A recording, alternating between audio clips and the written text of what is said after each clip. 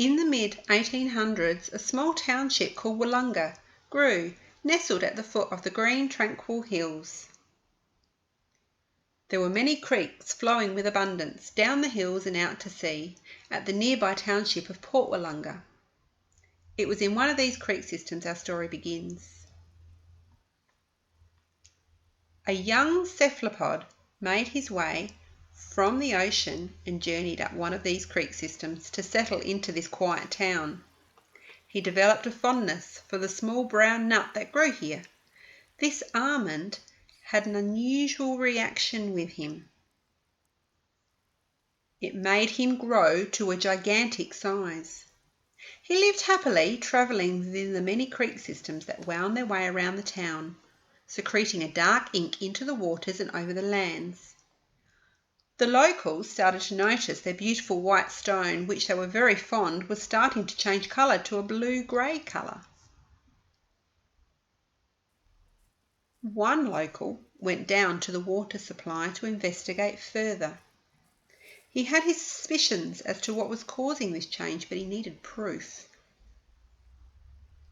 He never returned from the creek.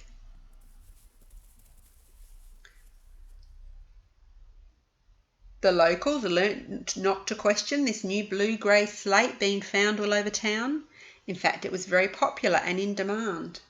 A bustling new industry emerged, and this slate was sold far and wide. The town became famous for it. The locals learnt to stay away from the creek, and no one seemed to mind if the odd tourist went missing. As time went by and the nut supply started to diminish, the cephalopod had to wander further and further to find his precious gems to eat. He was spotted a number of times, causing quite a ruckus.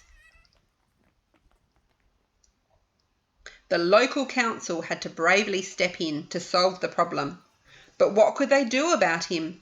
The slate quarry was now vital to the town's economic survival, and it was obvious without the ink polluting the water, the slate would revert back to its old colour again. The solution came with the idea of building the ponds on the outskirts of town. These would be fenced off from the public under the guise of being sewerage ponds. He was moved with great care into the water tower, with pipes running between the tower and the ponds to allow him the freedom to travel between them. The solution seemed to work. Everyone was happy. The council congratulated themselves on a job well done.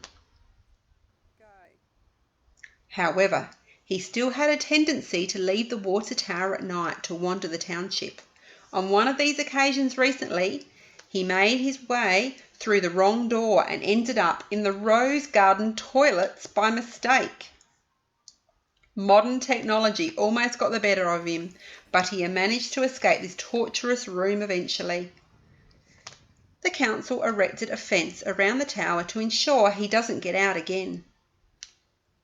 But the locals know to stay away from the creeks at night, because you never know when this cephalopod might be on the loose. And that is the legend of the Willunga Slate.